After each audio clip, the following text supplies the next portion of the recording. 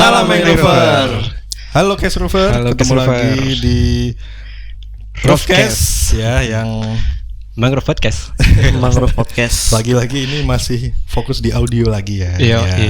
Untuk visualnya nanti ya. Meskipun ini di podcast kali ini, di Roofcast episode kali ini saya tidak lagi berdua dengan Bagus, tapi juga bertambah satu personil lagi, yang mana ini juga salah satu direksi ya, manajer kebetulan nih ya, manajer dari Yayasan Ikamat ya.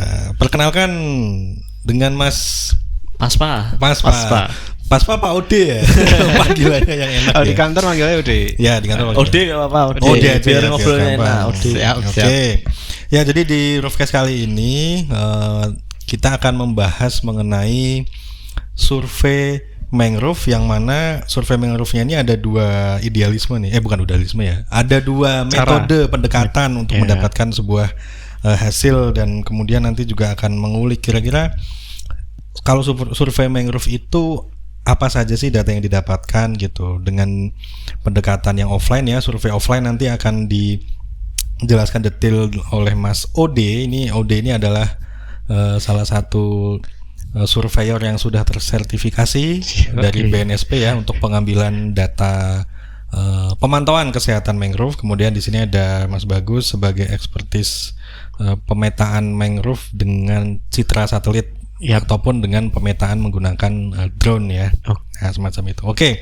Pertanyaan pertama untuk kedua ekspertis yang ada di depan saya. Ini langsung ya Mas. Langsung. Enggak usah basi dulu ya. Langsung aja.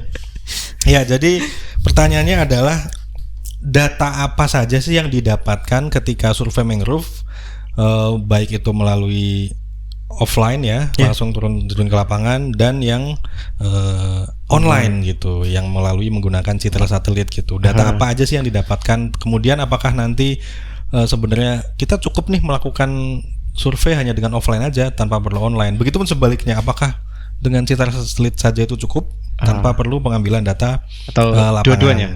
Atau kita perlu melakukan dua-duanya nih untuk membuat data itu lebih sempurna dan lengkap gitu. Mungkin dari siapa dulu nih ya? Dari Ode dulu ya. Dari Ode dulu. Saut-sautan enggak sih Mas? Saut-sautan. Oke, perkenalkan saya Ode, terus mungkin saya cerita sedikit tentang kok kaku ya. Santai aja. Jadi kalau untuk mangrove sendiri, yang saya kerjakan itu adalah pemantauan kondisi kesehatan mangrove-nya Mas. Nah itu memang kita dengan pendekatan metodenya itu analisis vegetasi dan pengukuran tajuk atau tutupan kanopi. Jadi kalau kesehatan itu yang diukur parameternya apa, Dek?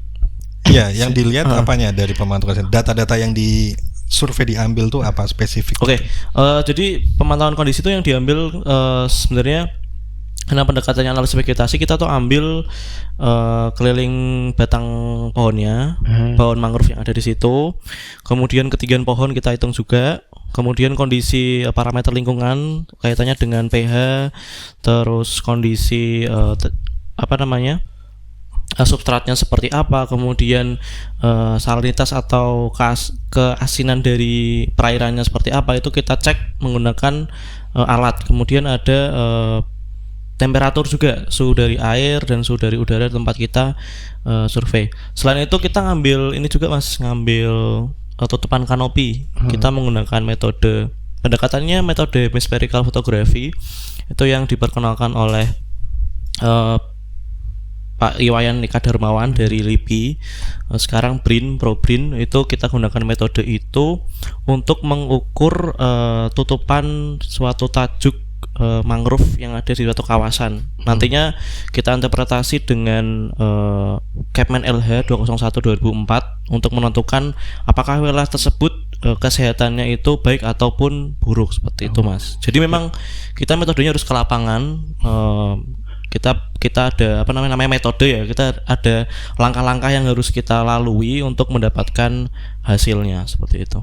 Oke, dari keseluruhan metode yang dilakukan, kemudian ketika terjun ke lapangan itu ada nggak keperluan untuk sebelum ke lapangan nih butuh support data dari tim pemetaan gitu. Butuh nggak? Oh iya butuh Mas, butuh banget Mas, butuh banget. Itu dalam bentuk apa tuh datanya? Jadi sebelum kita survei itu ada namanya prasurvei Mas. Jadi kita perlu lihat citra dulu kawasannya seperti apa, luasannya daerah yang akan kita survei. Karena kan kita ngambil sampling itu nggak di seluruh lokasi. Kita ambil beberapa bagian yang mewakili wilayah tersebut. Kita butuh gambaran besar. Gambaran besar kita pasti dari citra satelit. Kemudian untuk titik-titik koordinat yang akan kita ambil itu juga kita harus istilahnya kita pin dari citra satelit gitu untuk mendapatkan titik koordinat yang akan kita tuju.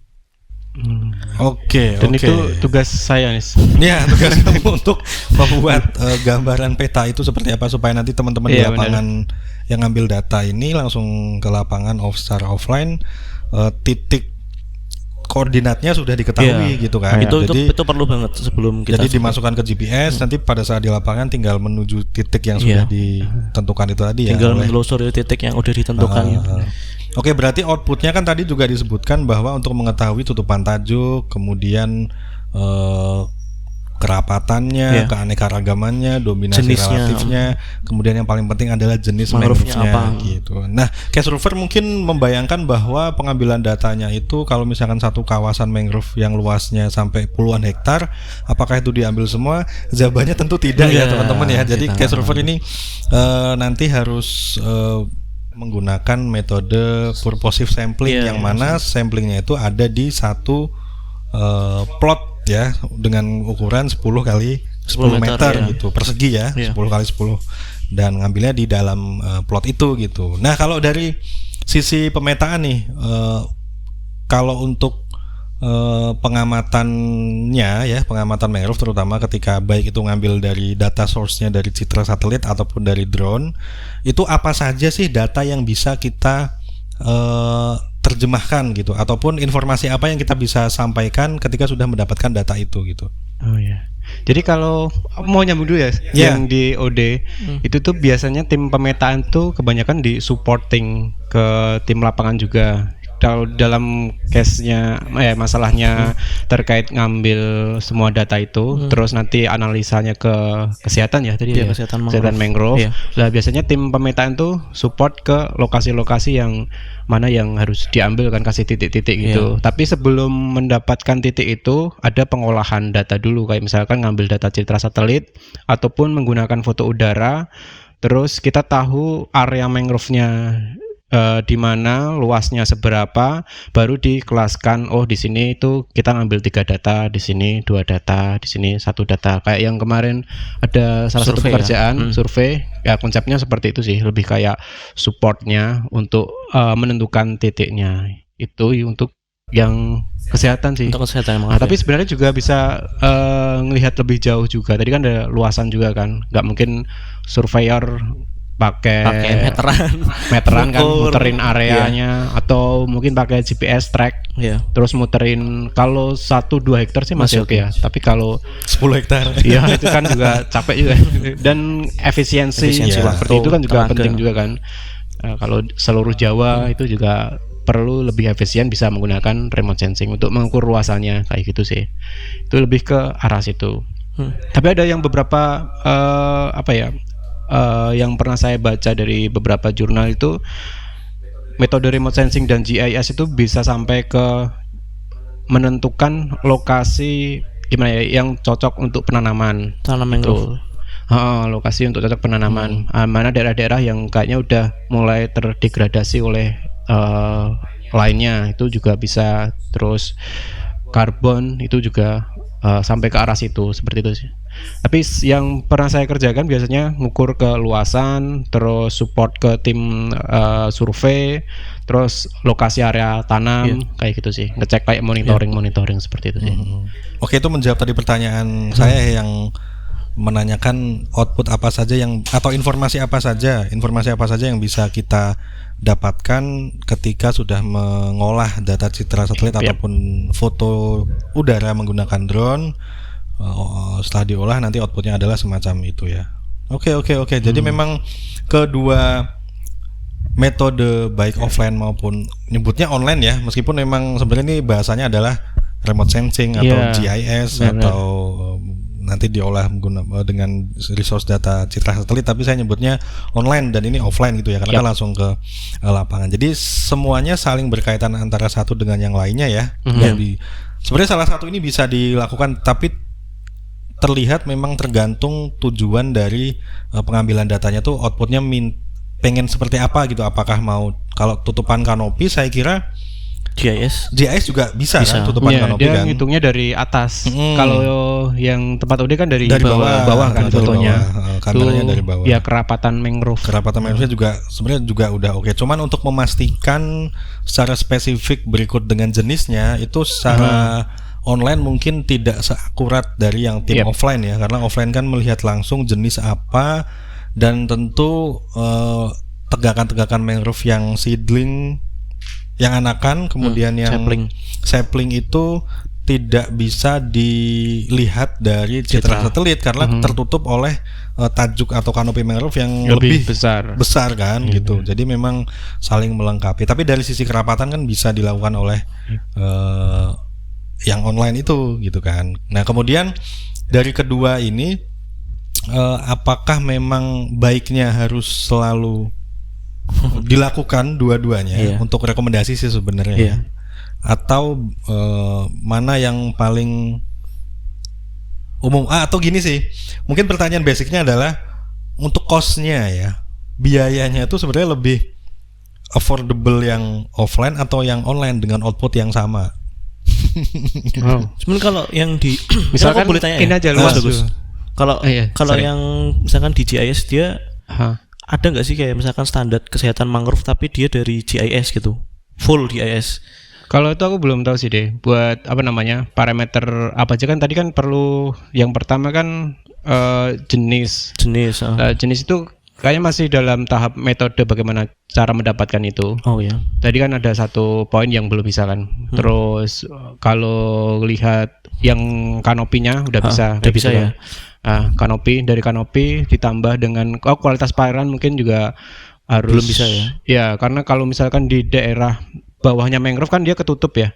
Ketutup dari pohonnya. Jadi parameter yang di bawahnya juga nggak bisa diambil. Tapi kalau parameter yang samping-sampingnya misalkan sungainya ataupun laut di sekitarnya itu bisa diambil. Jadi kayak misalkan kita mau lihat salinitas atau suhu di air itu juga bisa sebenarnya. Dari GIS bisa? Dari GIS bisa. Dari serius, baru tahu mas aku ini. Kalau citra itu kan sebenarnya konsepnya kan sensor-sensor kan. Nah, dia ada salah satu sensornya thermal namanya. Jadi dia bisa intinya nanti dihitung, dikalkulat nilai suhu di airnya itu berapa gitu sih. Cara gampangnya. Pakai ini ya, pantulan sinar. Ya benar-benar. Dia kan nangkap sinar-sinarnya terus dihitung untuk suhunya. Bahkan kalau di laut kan bisa juga ini ya sampai kedalaman berapa itu kan, topografinya kan di bawah air laut juga bisa. Ada citra-citra yang masih, kalau misalkan ya perairannya jernih itu masih bisa buat ngitung kedalaman perairan dengan ketentuan airnya masih jernih. Oh iya. Ya. Gitu. Soalnya kan dia ini ya tembak itu ya, nembus pantulannya. Ada perhitungannya sih, modelnya gitu sih. Oke. Kalau yang ini mas, apa NDVI itu apa mas? Kalau yang di mangrove? NDVI itu setahu saya itu sebenarnya metode untuk salah satu metode untuk menghitung kerapatan. Kerapatannya? Dia indeks hijaunya. Nah, itu juga perlu data lapangan juga deh sebenarnya. Jadi misalkan lokasi A nilainya berapa di lapangan, nanti di citra satelit nilainya berapa. Kalau errornya kecil itu bisa di general untuk lokasi yang lain-lain. Konsepnya gitu sih. Betul setuju. Metode. Berarti NDVI itu bisa dibilang satu paket ya, baik offline maupun online harus dijalankan dua-duanya. Kalau berdiri sendiri bisa nggak yang online aja gitu yang NDVI? Kalau itu sudah terverifikasi metodenya dan parameter ini siapa namanya? Lokasinya sama, mungkin bisa dipakai. Dalam arti mungkin secara general gitu loh, mau nyebut secara general tapi nggak detail gitu. Itu sih kurang lebih gitu. Ya aku boleh nambahin ya?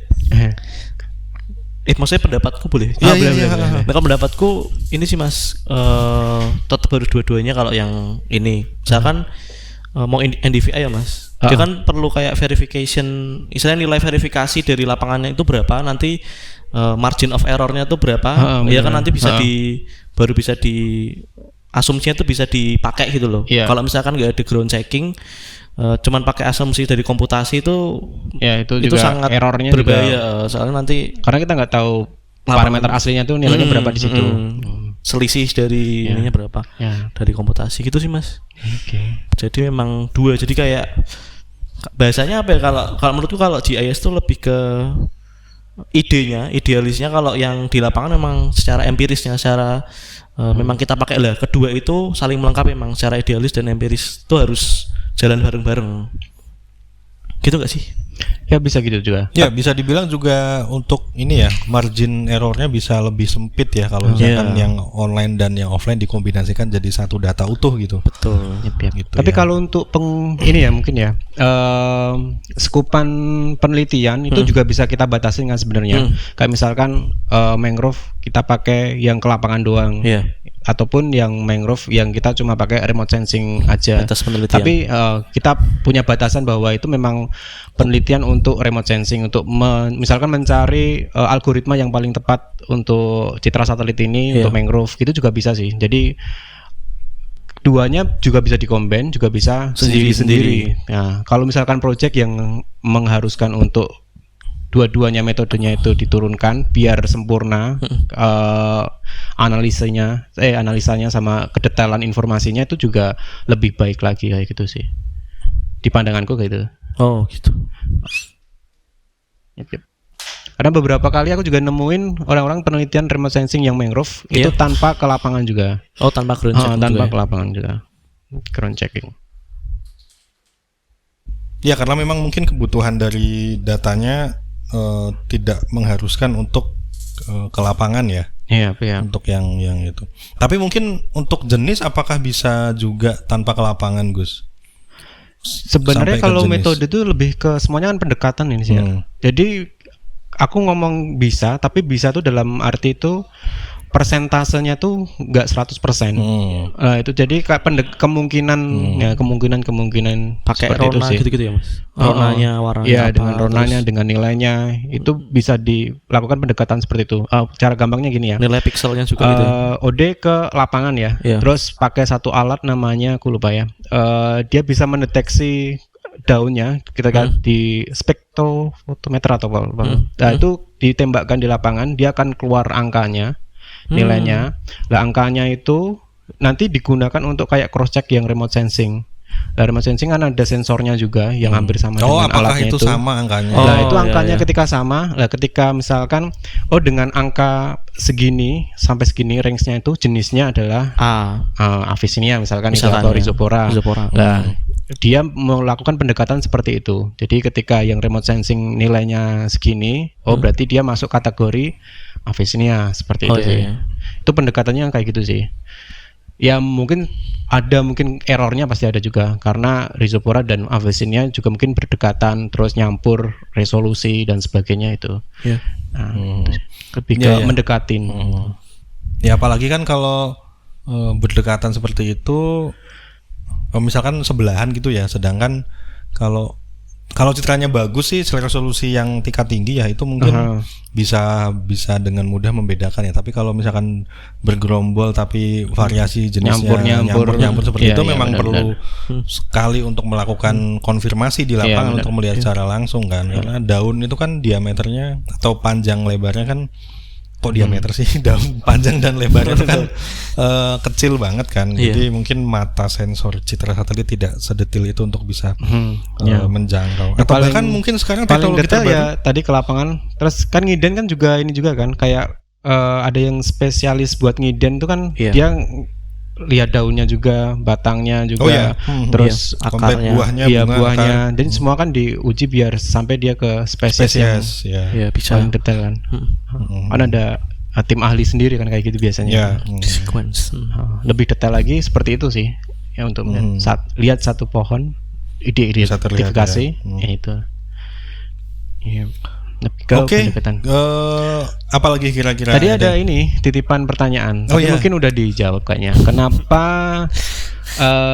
Ini kalau sama, kenapa dilakukan? Kalau beda, bedanya apa? Keunggulan dan kelemahannya. Aduh. Ya mungkin keunggulan dan kelemahan sih. Kalau terkait sama beda dan samanya apa tadi mungkin udah sedikit disinggung ya. Dari output yang offline itu apa aja, kemudian yang online apa aja. Mungkin kelebihan dan kekurangannya mungkin. Oke. Seperti apa untuk yang online dulu mungkin ya?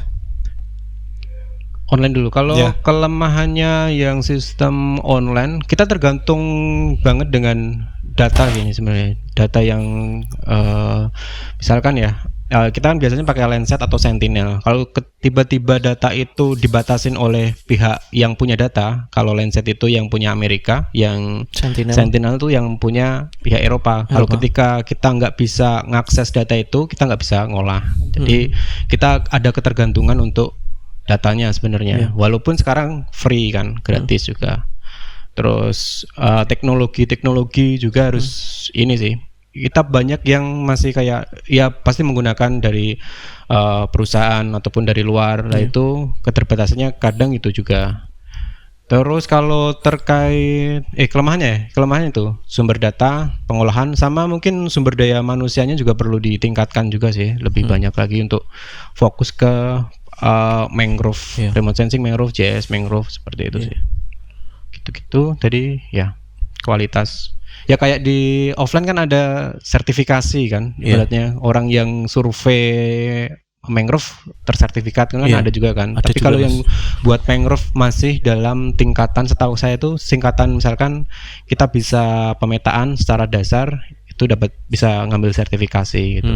Kalau yang buat mangrove aja, setahu saya dulu ada LIPI kalau nggak salah mau ngembangin seperti itu juga. Tapi masih tahap dulu saya ikut kayak pelatihannya, terus dikasih sertifikat mengikuti pelatihan gitu. Itu GIS ya Mas?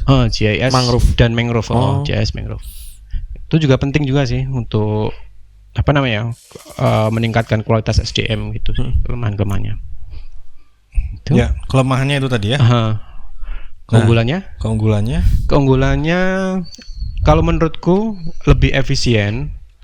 Kita kerjanya di depan laptop. Kalau datanya udah ada, sumber daya manusia udah ada, software udah ada, tinggal processing, nggak usah ke lapangan, semuanya beres gitu kan. Dengan cakupan luasan misalkan se-Jawa Tengah, kalau kita survei lapangan mungkin 1 bulan, kita bisa ngerjain beberapa hari seperti itu sih. Itu efisien. Oh, berarti dari sisi efisiensi waktu dan juga dalam hal pengerjaan itu bisa dikatakan lebih mudah dan bisa dikerjakan di mana saja kan, asal punya toolsnya. Dalam hal ini adalah komputer yang bisa mengolah data itu tadi kan ya. Ya. Apakah juga cost-nya tinggi tadi, mungkin pertanyaanku terlewat ya. Cost-nya dari sisi harga atau kebutuhan pembiayaannya, kalau cost-nya itu mahal nggak sih kalau sebenarnya citra itu? Enggak juga sih nih, enggak mahal. Jadi kalau misalkan kita punya data yang gratisan kan, yang Landsat atau Sentinel kita bisa pakai, terus softwarenya itu sebenarnya ada yang open source kan. Open source itu kan kita konsepnya di open source itu donasi. Jadi tinggal donasi berapa, nanti udah dapet softwarenya itu pengolahnya, tinggal bayar orangnya gitu sih. Ya, orangnya ketentuannya sendiri-sendiri kan biasanya. Yang ahli beda, terus yang operasional beda. Ya standar ini sih, pekerja mungkin ya di Indonesia. Oke, tapi kalau misalkan kita generalkan deh, secara umum kalau misalkan diminta untuk menghitung luasan mangrove sepantura Jawa Tengah misalkan, dengan asumsi sumber citra satelitnya dari open source ya, yang bisa di-download secara gratis gitu, otomatis kan yang dibebankan pembiayaannya adalah jasa pengolahan data dan analisisnya kan, dan pembuatan petanya. Nah itu kisaran cost-nya berapa? Se-Jawa Tengah? Ya, Jawa Tengah. Se-Jawa Tengah. Kalau misalkan aku ngitungnya satu kabupaten tuh bisa selesai 2 hari, 1 bulan, 2 bulan, 3 bulan, 2 orang. 3 bulan pengerjaan itu selesai dengan mungkin 2 orang. Berarti kalau 3 bulan 1 orang dibayar 3 juta misalkan ya. Berarti 2 orang 6 juta. 6 juta kali 3 18 juta. Nah, itu. Ya, oke. Kurang lebih seperti itu Kurang mungkin. lebih segitu. Kalau Ini kita hitungan pakai bayaran standar ini ya, standar ya. UMR Ini gitu lah hitungan misalkan. sangat kasar juga ya. Nggak ada cari untung cuma buat bayarin operasional. Ya, oke. Nah, kemudian lanjut ke yang offline nih, kekurangan dan kelebihan. Mungkin nanti diakhiri dengan pembiayaan juga mungkin ya. Gitu. Boleh. Ya, gimana? Oke. Kalau di ground check sendiri ya Mas, kalau metode yang ground check memang untuk waktu, kekurangannya itu di waktu akan memakan lebih panjang, terus tenaga juga tenaganya lebih besar. Nggak mungkin kita mendatangkan untuk satu orang untuk ground checking itu sangat berat untuk satu orang. Jadi kita perlu satu tim, minimal itu 4 orang setiap ground check.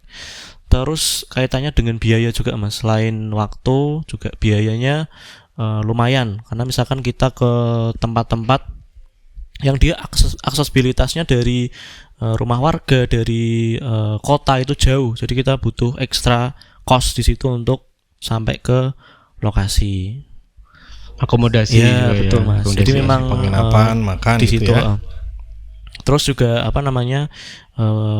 keselamatan personil juga itu resikonya lebih besar, Ketika kita di lapangan memang ada resiko-resiko yang misalkan ada binatang buas. Jadi di mangrove itu kalau misalkan kita ketemu itu kadang ada ini Mas. Kemarin saya ketemu biawak itu di Banten. Terus beberapa teman ada yang di luar Jawa ya, tapi ini ya ada yang ketemu buaya seperti itu. Nah itu resikonya memang di lapangan itu tinggi, jadi harus hati-hati juga sebagai tim yang survei seperti itu.